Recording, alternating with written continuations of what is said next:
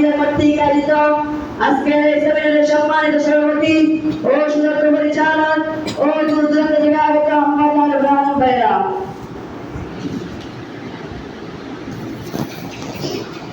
আজকের আমার আলোচ্য বিষয় হলো গাছগাছালি গীত নিয়ে। আমি বিশেষ করে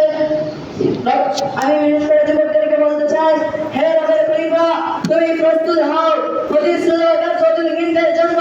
জেনে ফেরো পরাজয়ের গ্লানি, উঠে পড়ো অলসতার ঘুম থেকে, নেমে পড়ো কালিমার ঝান্ডা নিয়ে। ইনশাআল্লাহ ওই শ্রী শক্তি তোমার সাথে থাকবে ইনশাআল্লাহ। আমি যুবকদেরকে বলছি, তাকিয়ে দেখো তোমার ওই ভাইয়ের দিকে যে আজ উগ্র হিন্দুদের জুলুম অতিষ্ঠ হয়ে তোমার দিকে মলিন গেছে আছে। হে মুসলিম নামে সার্টিফিকেট তৈরি হয়ে আমার কিভাবে তুমি তোমার ওই বোনটাকে সরাতে দাওনি যাকে একটি হিন্দু পুলিশ নিয়ে যাওয়ার চেষ্টা করেছিল?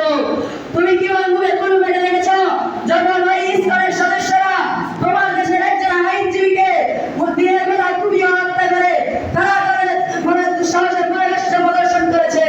তুমি হে যুবক, তুমি কেমন মুসলিম, তুমি কেমন মুমিন সৈনিক, তুমি কেন বললে না তোমার সামনে তোমার ভাই যুবক তোমার মুসলিম ভাইকে তারা দিনের বেলা কুপিয়ে হত্যা করে, তুমি কি তাদেরকে ভয় পাও? আরে মানুষকে ভয় পাও তোমরা? ভয় যদি পেতে হয় আল্লাহকে ভয় করো। আর মানুষকে ভয় পাও তোমরা? আল্লাহ তো বলে আদার শাওরের নাস আল্লাহু আহাদ আহাদার শাহ। আর মানুষকে ভয় পাও তোমরা? ভয় যদি পেতে হয় আল্লাহকে ভয় করো। আমরাই তো বলি আল্লাহু আকবার, আল্লাহু আকবার, আল্লাহু আকবার, আল্লাহ বলো, আল্লাহ বলো, আল্লাহ বলো। পৃথিবীতে যখন আমি এসেছি তখন আমার কানে শুনে দেওয়া হয়েছে যে আল্লাহ বলো। ডেইলি প্রতিদিন আজানে বলা হয় আল্লাহ বলো, একামতে বলা হয় আল্লাহ বলো, নামাজে বলা হয় আল্লাহ বলো, এবং কি নামাজ শেষে বলা হয় আল্লাহ বলো, এবং কি যেদিন শেষ জানাজার গাড়ি শুয়ে দেওয়া হবে সেদিন বলা হবে আল্লাহ বলো। আরে যে মুখ দিয়ে বলি আল্লাহ বলো সেই মুখ দিয়ে তো বলতে পারি না আমেরিকা বলো, ইসরায়েল বলো, ভারত বলো, বাংলাদেশ বলো, এই কথা তো বলতে পারি না। এই মন্দির যুবক, আমি তোমাকে বলছি প্রস্তুত হও, প্রস্তুত হও। পয়েন্ট লাইন অধীন করা রয়েছে ইনশাআল্লাহ।